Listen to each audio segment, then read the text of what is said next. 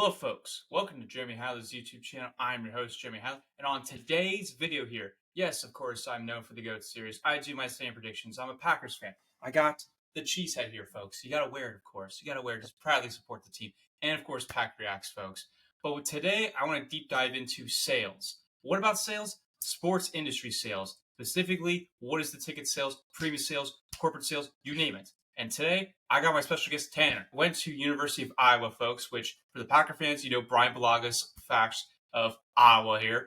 And he majored in sport management, went there for 4 years, started out with the Miami Dolphins, then went to the Phoenix Suns, now is with the Carolina Panthers as a premium sales manager, if I'm correct on that. Right, Tanner? Yes, sir. Okay. Also, to give you more fun facts here with Tanner, as we continue with this, as my mic falls down, also did internships with the Nationals, the Mets, and the Milwaukee Bucks, and also runs a podcast called Attitude, Effort, Results.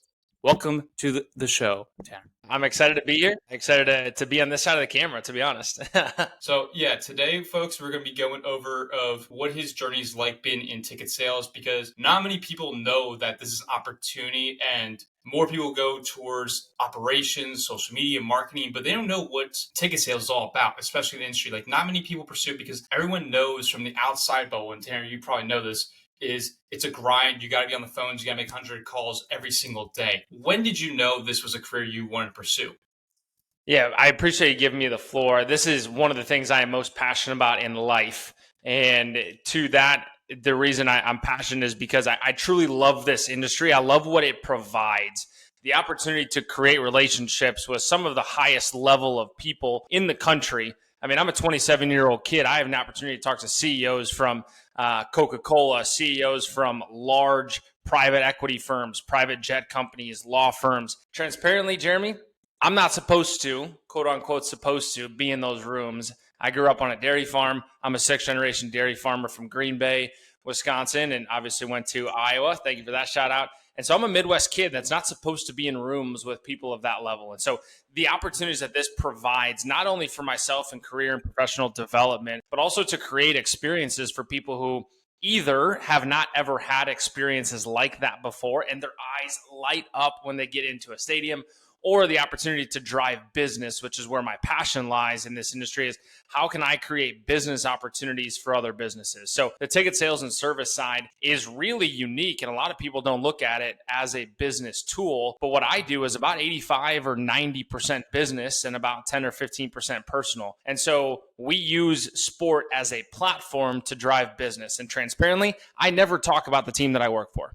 I worked for a couple different teams that you mentioned. I never talk about the team. It is not something that I ever talk about. Now, if somebody asks me a question, I will obviously answer that, and I'm knowledgeable, but it is a business platform to drive revenue, to retain and recruit employees, and to have brand awareness on the partnership side. Everybody knows Coca-Cola. Where do you know Coca-Cola from? You've probably seen it on a sports advertisement, right?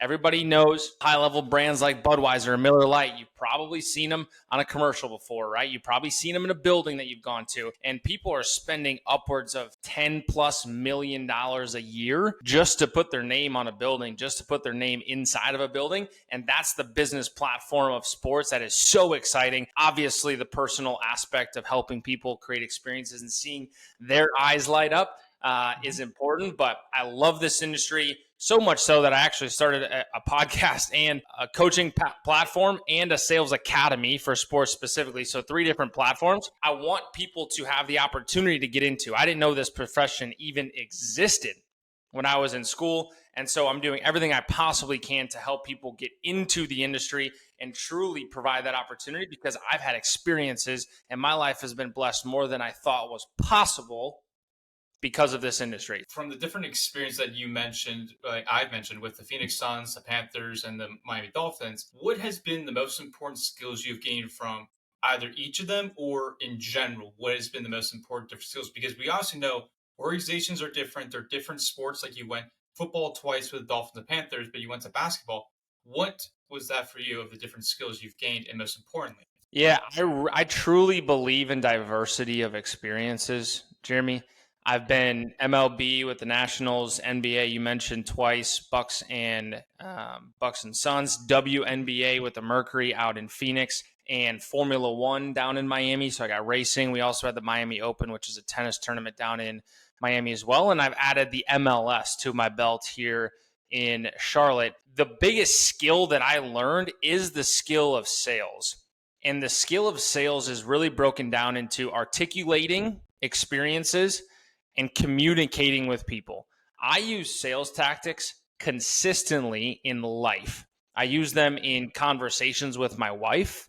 I use them in persuading people to either do things that I think are impactful or truly discovering what people want in life. And so for me, I use communication skills and sales skills often in life. If you're able to talk to somebody and actively listen to what somebody is looking for, and then truly fill a gap, find something that is valuable to them and provide that for them, you are going to be able to go very far in life. And so for me, I mean, I've had people come to me and be like, I want to start a podcast.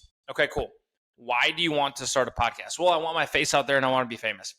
That's not going to work. It's not, because starting a podcast, you know this, it sucks actually. It is so much work.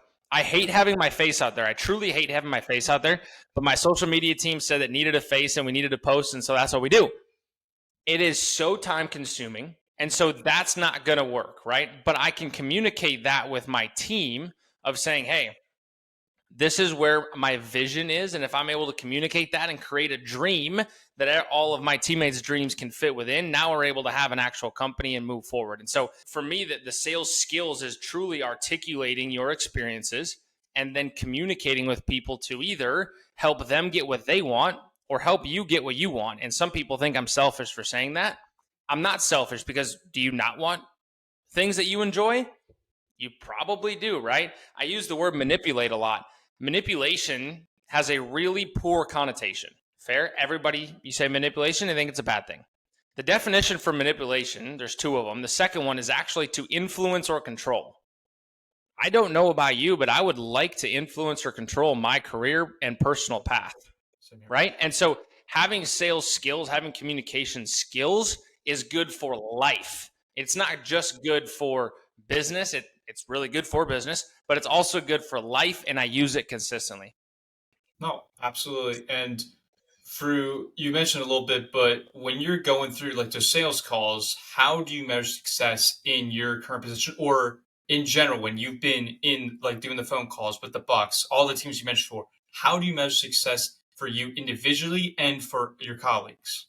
Yeah, so I think there's two different ways to answer that. Success is different for everybody. Success is subjective. The reason I say it's subjective is because success might be being a great mother. Success might be raising 3 kids all the way through high school and having none of them go to jail. That might be success. And if that's what success looks like for you, then that is exactly what you should pursue every single day. Success, when people say that word, they think immediately about wealth. They think immediately about money. It's not about money. Can it be about money if that's what you value? Yes, it can. But success for me in this industry is two things. One, growing people. I want to impact as many people as possible. I want to create a legacy. I got slapped in the face while listening to a podcast about my legacy. If I were to die today, my kids would never, I don't have kids yet, when I do, they would never hear my voice, right? Let's say Callie and I got pregnant with our first kid and I died in a car crash. They would never see my face except for pictures, and they would never hear my voice. They wouldn't know who I am, what I'm about. Over the last 2 years of the podcast, the same thing you're doing right now, I'm building a legacy. And so success for me is legacy, which underneath that, bullet point number 1 is impact. How can I impact people? The second thing, success on the sales side, is actually very easy to measure. There are numbers that you can quantify, and it pretty much stares at you all day long. We had a dashboard out in Phoenix that would tell you how many phone calls you had, how many meetings you booked, how many meetings you closed, how many sales you closed, and what was your revenue numbers. I mean, that is sales-wise, it's about as straightforward as success gets. And for me, I tie that back to success for me. I tie it back to a goal, and I put that goal into action. So for me currently, my goal is to buy a house for me and my wife where we can have our first kid. I want a backyard that has room for me to potentially build a gym, because I hate driving to the gym in the morning. I want a bonfire because that is where I find peace, is with a beer in my hand and my feet up on a bonfire.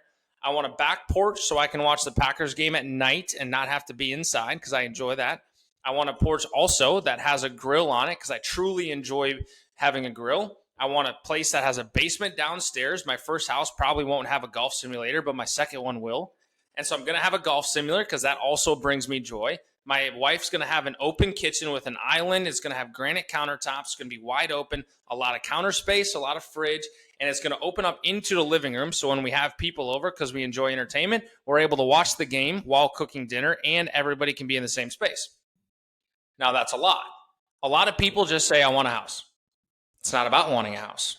I need to picture what that feeling is going to be like. I need to actually feel the emotions of having people over, which we enjoy entertaining. That's the goal of having a house, is to entertain, because we think that's part of why God put us on this earth, is to entertain and give back to others. I need to feel that. I need to feel my feet up on a bonfire with a beer in my hand.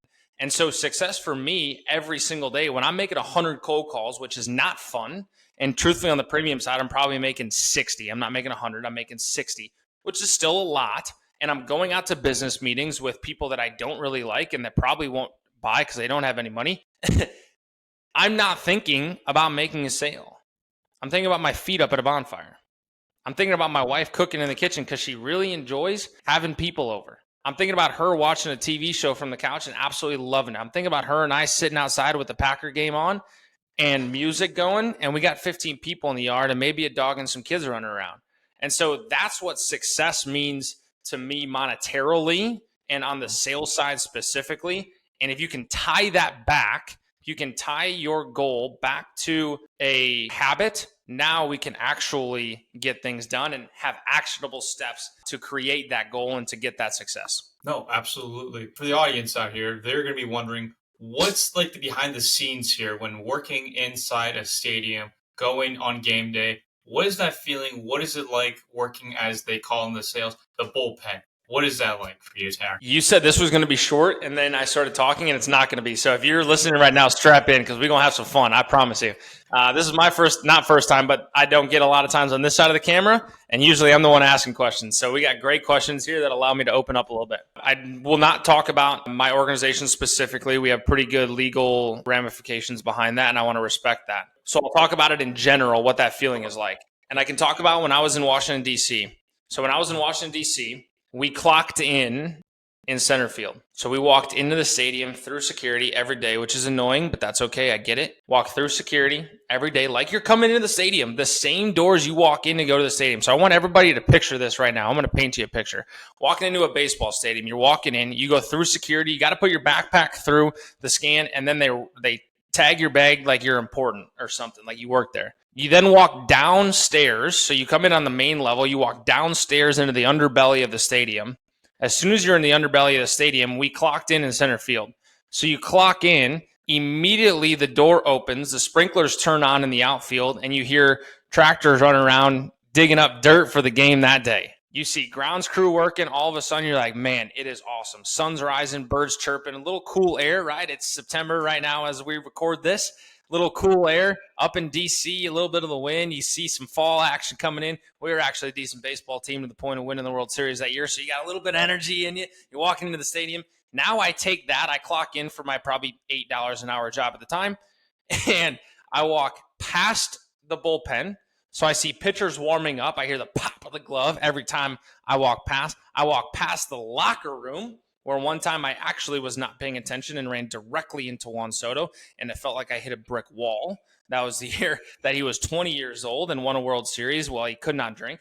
And I ran into a brick wall, and all of a sudden I looked up and it was a person. I was like, oh, that's crazy. Walk past the locker room, and now you take a executive elevator up to the third floor. Now you go in and you are in what you call the bullpen, and I love that term. And depending on the organization, either your desks are wide open or the cubicles like a normal office. Honestly, if you didn't know you weren't in a stadium, you wouldn't know it. Like if you didn't walk through the stadium, you wouldn't know it's a normal office. Now during lunch, the lunch was a cool part in DC too. You go all the way up to the press box, you sit behind home plate, and you watch them work on the field, and you watch the players practice during lunch. It's probably about 12 or 1 o'clock, and you got a game at 7 p.m., and you're watching Max Scherzer throw a bullpen before a playoff game, and you're at work. That's absolutely awesome to hear. Like, yeah, because for me personally, folks, and we already know this on my channel here, that I've wanted to pursue in the sports industry, whether it's in social media, sales, marketing, you name it. That's when I've always been passionate about to work in, and always just hearing that atmosphere, hearing that feeling. I showed you guys when I did the Super Bowl, and what Tanner just described there. That is the feeling. That is the feeling I always would love to enjoy. Walking in, no matter what type of sport it is, just that atmosphere and that feeling. Once like the game starts, it feels like heaven out there. It feels like magic. It feels like ah. Yeah, and I caution people to not caution. I don't caution you at all because I love this industry and I want everybody to work in it. It does desensitize you from some of the cool feelings, and that's probably one of the things that I was not ready for the most. Is we go into areas right now and people walk in, and I forget about that sometimes. Where I was courtside every single game day in Phoenix. Yeah. And I would sit down and I would start talking to clients like we were in a boardroom. And I would forget that Kevin Durant was shooting 3-pointers right in front of us. Wow. Right. And so there are moments in this industry because once you get into it, working your way up is tough. First of all, getting in is tough. Right. And that's why I have so much passion to help people do it because I think people, not that I think, I've seen it and I know it. People do this wrong consistently. And that's probably because there's not a lot of knowledge to get in. But I said this stat the other day and it blew this person away. So I'll say it again. There are 70,000 entry level positions in the finance world every single year. Okay. So take finance. Everybody probably knows somebody who works in finance in some capacity. 70,000 in America every year. That's probably on the lighter side.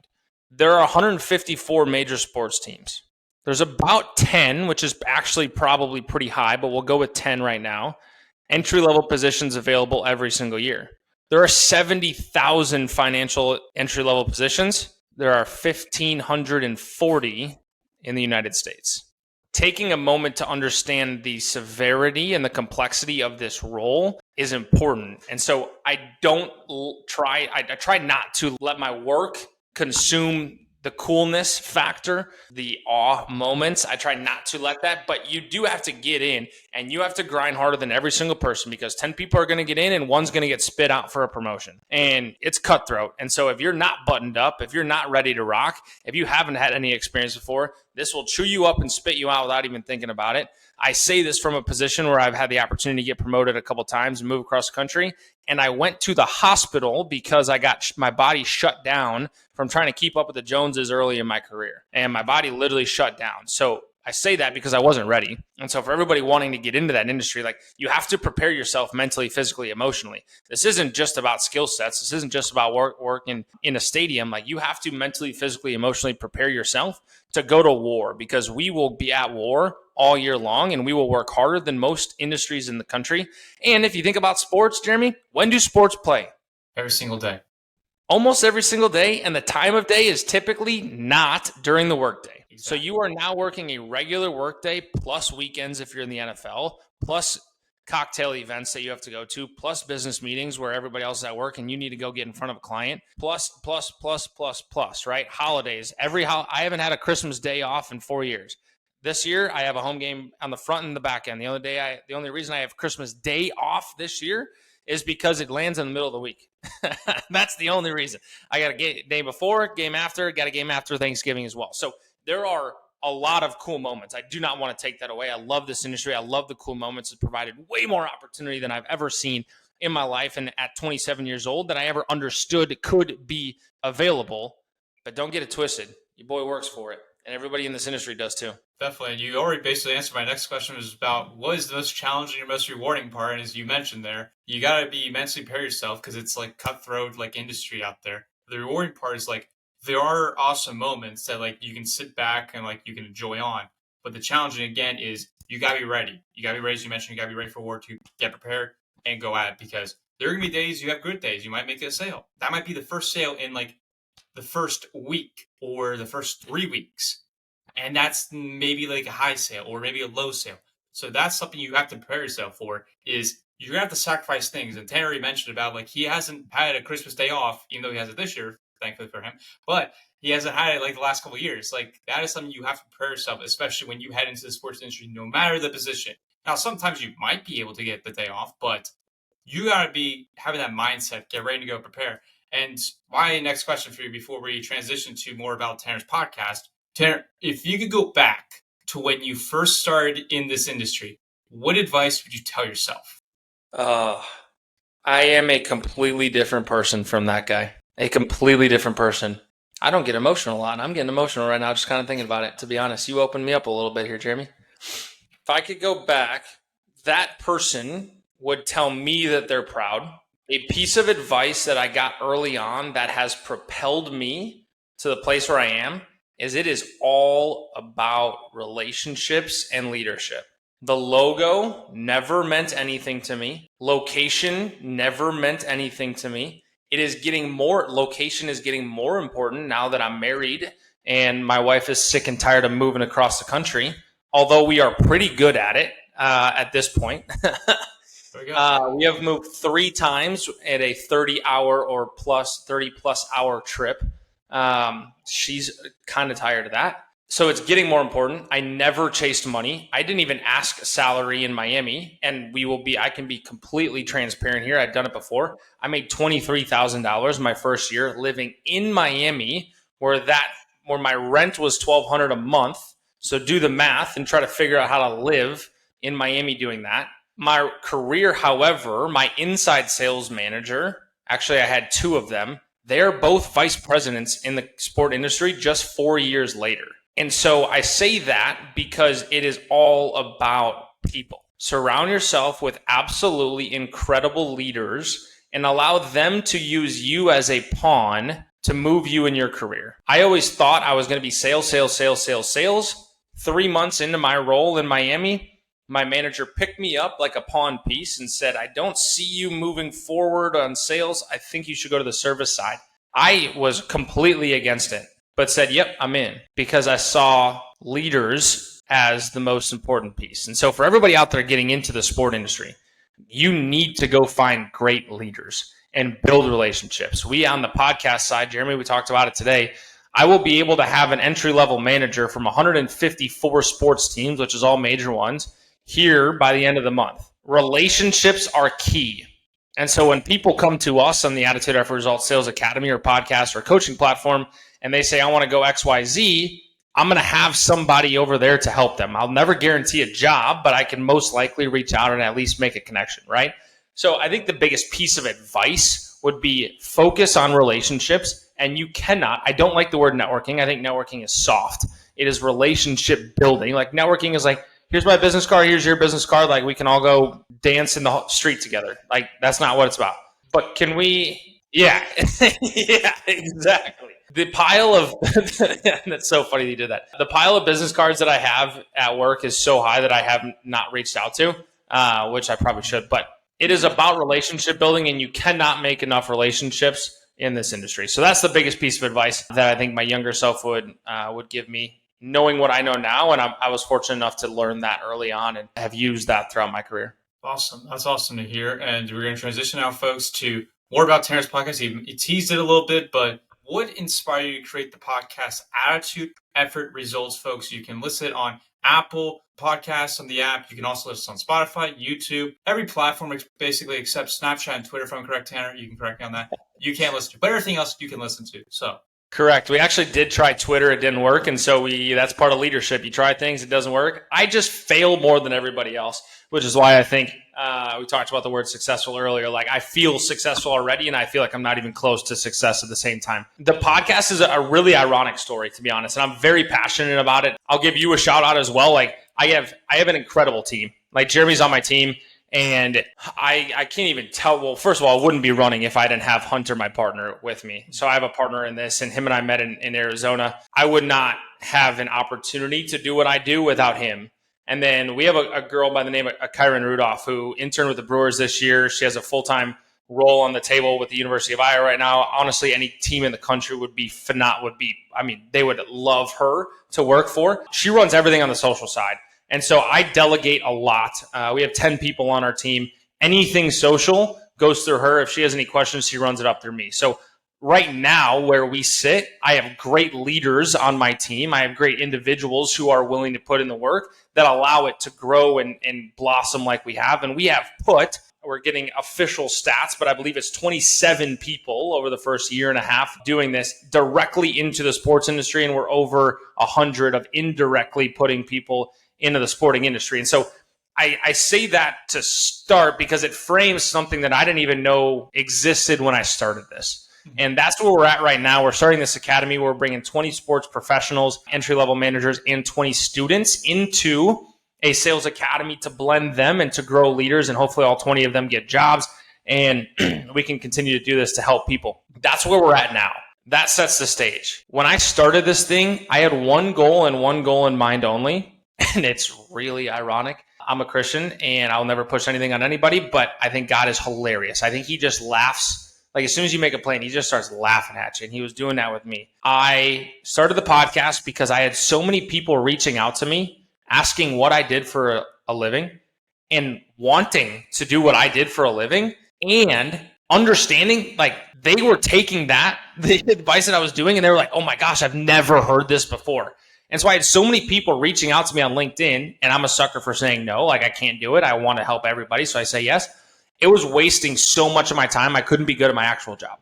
Yep. And so the reason I started the podcast is because I wanted nobody to call me anymore. I was like, this is so annoying that everybody is calling me. Why don't I put it all on a podcast? Instead of saying the same thing 100 times, I'll say one thing and 100 people can listen to it. That was the original goal, coupled with the fact that I was listening to podcasts and I was listening to books, and that's what I do when I lift because I'm a psychopath.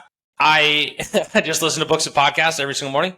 They were telling me to create a legacy, and we talked about that earlier. So that was a second reason why I started, is because of a legacy. The original goal has not worked out well because I've talked to more people than I ever thought I would, and than I ever would have if I would have just kept it running. But we have impacted so many people's lives and careers because of it. And I get messages almost daily on how impactful it's been and how this career path is something that they always dreamed about. And that is exactly why I do it. So that was part of the reason was legacy. And part of the reason was I didn't want anybody to call me, which is super funny because that didn't work out the way I planned. There we go, folks. Yeah, Tanner, he gets guest on almost every single episode. He talks to literally almost everyone. Like you try it on LinkedIn. Like I met Tanner, what was it, like 3 years ago? I met Tanner on like LinkedIn. We called, we chatted. Now here we are today, folks. Like keeps it going. He keeps that grind going. That's Tanner, especially with attitude after results. Because when I first came about, it's like to like kind of join the team of Tanner. When I thought of attitude after results, it was like that's the mindset you have to have when you're in the sports industry. Now, me, myself, and people can say that about me, I have had that mindset since high school, since college, like approaching it. You ask any of my colleagues in college, especially when I was in classes, they knew I was the hardest working person to be like, that guy's going to be pretty good someday. That guy, he's going to get a good job. And so that is the way I approach it, whether it's like working on simple skills, like I'm doing my podcast right now and my channel right now. We're not even live, folks. We're literally just recording on this. That is the goal for me, is to work constantly. Like whether it's in sales, whether it's in marketing, whether it's in social media, like be that Swiss Army knife is probably the best advice I would say. And the best advice I've ever gotten about approaching guests to come on my show. Whether it's like amazing superstar player, which I never had that, but let's just say it is for the possibility. Don't be afraid to ask. Don't be afraid is the biggest key. Because what's the worst that's going to happen to you? They say no? Okay, move on with your day. Like, it's not going to kill you. Like, if I went to go ask my favorite quarterback of all time, Mr. Aaron Rodgers, and say, hey, you want to come on? Doesn't respond to me ever again. Like, okay, that's fine. I have done that with multiple people. Like Tanner, for example. I've reached out to him. I've reached out to the NFL Fan of the Year who won it 2 years ago. Tom Grossi, who is about to hit 1 million subs. So make sure you sub if you haven't already. It is so rewarding to hear how we can impact people. And I truly believe the success in life is not about what you can gain. It's not about what you can gather. It's about the impact that you have on people, because legacy will live way longer than anything you had. Like nobody talks about how many cars or what car Martin Luther King drove, right? Nobody talks about if he had a Rolex on ever. I don't even know if Rolex was around then. Probably. But it's not about what you have on or what you want to accumulate. It's not even about property. I love having real estate. I think real estate is a great investment. We talked about my house before that I'm looking for. I don't want a house to say I have a nice house.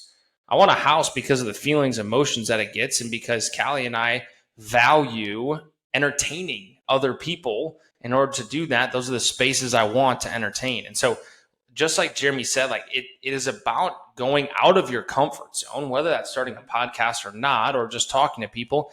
The most confusing thing to me, and I'm obviously an extrovert and I could talk forever. The most confusing thing to me is people that want to get into the sport industry, sports sales specifically. Sales, you have to talk to people. Nobody reaches out and has conversations. They just scroll and click submit on their resume, and then they wonder why they never get a call back. It's like, well, you're doing the least amount of work possible and expecting the greatest result of all time. Your odds of getting into this industry are extremely low. We went through the stats, 70,000 to 1,500. Extremely low. And oh, by the way, every single time a job with a logo is posted, there's 1,000+ applications. So you're doing absolutely nothing. Nothing. You're clicking a button on LinkedIn, Teamwork Online, Epic Hire, Clubhouse, wherever you're clicking that button, you're clicking a button and hoping that you get a job that has an extremely, extremely high entry rate. Like, it is really tough to get in. And so what are you doing now to go separate yourself, right? Is that getting out of your comfort zone and asking people to have conversations? Is that starting a podcast? Is that going to learn the guitar? Is that taking a marketing course? Is that going and talking to a professional athlete at a seminar? I don't know what that is, but get out of your comfort zone and do something to drive the needle, because that is what is important. Absolutely agree. That's one of the big things I also learned when going to college classes. How can you move the needle for yourself? Or the classic phrase I like to say whenever I'm on my podcast with Pack Reacts, everyone knows this, especially when I talk about the Packers here. And this was when Jordan Love transferred over Aaron Rodgers here. You go down the river here, Tanner. You go down the river here, guys. Did we improve? Are we stepping the right step here? So like the process of rebuild when Jordan Love happened. Is this the right decision? Are we flowing down the river rightly? If not, we got to go all the way back to the beginning of where the river falls, where it begins. You don't want to be stuck in the river. That is the worst spot. So the goal for you is what I would say is to either make sure it leads you down the path. You got to fight through the obstacles, of course, because life's going to hit you. Knock right back at it, as I like to say. Knock right back at it. So the thing for me is you got to start at the river here. Process it through, and if it's not working, the process, the whole thing was a waste to you. Start from step one. Trust the process. And my Philly fans, we know this so much. Trust the process. We know that. That is the standard. Obviously, it didn't work for the Sixers, but that's a great quote and standard. Trust the process. Is the process working for you or not? That's the question, folks. When we were getting ready to move out here, my wife asked me a question that kind of changed the trajectory in my career. And she said, "What's the rush?" I said, "What do you mean?" She said, "What's the rush? My goal is to be a chief revenue officer. I will be that one day." Mm-hmm. And I like saying that out loud where people can hold me accountable. She said, what's the difference if you get it by 40 years old or if you get it by 45? Like, what's the rush to get there? And I was like, well, you got to go. I got to go. I got to go. I got to have some urgency. I said, okay. But are you at that point looking for a title? Or are you looking to impact people and create processes and strategies to grow a business and to run revenue, right? Trust the process. The process is one step at a time. The process is for people getting into the industry. It's going to talk to somebody to understand it. It's not submitting a resume. That's not step one. I actually have an episode called "Don't Submit Your Resume." I go really in deep. If you want to hear a take that is never out there that nobody's ever heard before, go listen to that one. It's called "Don't Submit Your Resume." I don't think submitting your resume is actually a smart thing to do when looking for a job, and that episode explains it very clearly. So what are you doing right now to build that process? Because it's not coming to you. Nobody's coming to save you. And I think that's the thing. Young college kids and young professionals, they get all the time like, oh, I graduated college, I should have a job now. Nope, you shouldn't. You actually just did the bare minimum, and you just did the bare minimum, and you're probably $100,000 in debt, and you still have done nothing. Like the college degree, newsflash, doesn't mean anything anymore. That is a prerequisite to getting into the industry. It means absolutely nothing. Now, what did you do with that degree? Did you go and get internships? College is a platform to create opportunities. It is not the opportunity itself. That is a big, big difference. And so I think a lot of people out there are missing that. And I get people all the time, hey, I graduated in May. I just started looking for jobs. Can you help me out? You're about a year and a half or two behind. Like, you're about a year and a half or two behind. Now, if you were looking for them and you were taking the steps and the opportunity hasn't come, trust the process. Keep going down step by step, right? I get people that want to start the process 6 months after they graduated. Well, I can do everything I can, but it's probably not there. Like, what have you been doing to build yourself? I told you I'm not the same person I was when I started this industry 6 years ago. I wouldn't recognize myself 6 years ago, and you shouldn't. Like, people are like, oh my gosh, you've changed. Yeah, you haven't? You haven't changed? I get frustrated. I'm from a small town in Green Bay. I get frustrated going back home. And I'm like, hey, what's new? I haven't seen you in 8 months. Oh, yeah, nothing. My dude, 8 months? We haven't done anything. Nothing in 8 months. Like, nothing? And they'll be like, oh, yeah, like, well, you never call me and, you're never home. And, like, you've changed a little bit. Yeah, I have. I've grown a lot, actually. I've been working on myself every single day. I'm up at 4:55 working on myself. That's what happens when you work on yourself a minimum of 4 days a week for 6 years straight. You're going to change a little bit, right? And so if you're not growing, you're dying. So staying still is dying. Going backwards, obviously dying.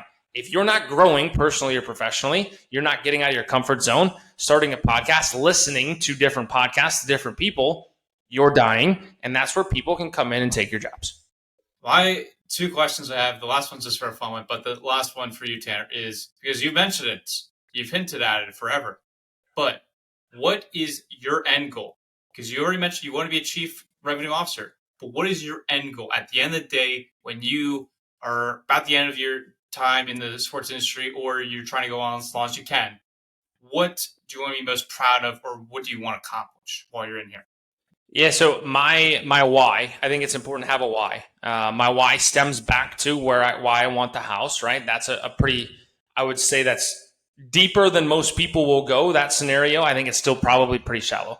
My deepest why, if you don't have a why of why you do things in life, what your purpose is, go read the book Start With Why by Simon Sinek. I've plugged that book 1,000 times because it changed my life.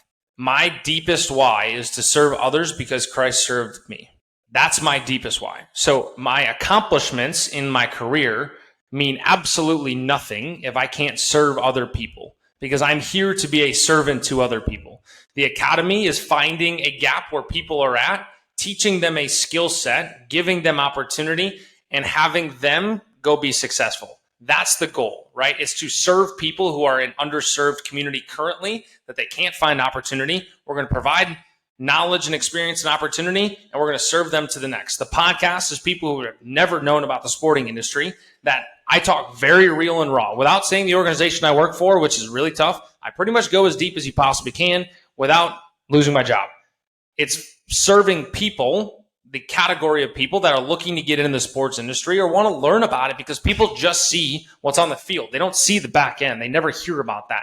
And so that's serving other people. And then the one-on-one coaching that we do is serving one-on-one. That is one of my favorite things to do, is sit down with people, truly dive deep into what are they doing? How are they working? What can we do to take steps? And we truly get one-on-one time. So the accomplishments in this world, I think externally, a CRO, and the only reason it's a CRO is because that's as high as I can go, because I don't want to be on the football side. I don't want to be on the sports side. That's something that does not interest me, which is crazy. People ask about the teams I work for. I'm like, I have no idea. I was in Phoenix.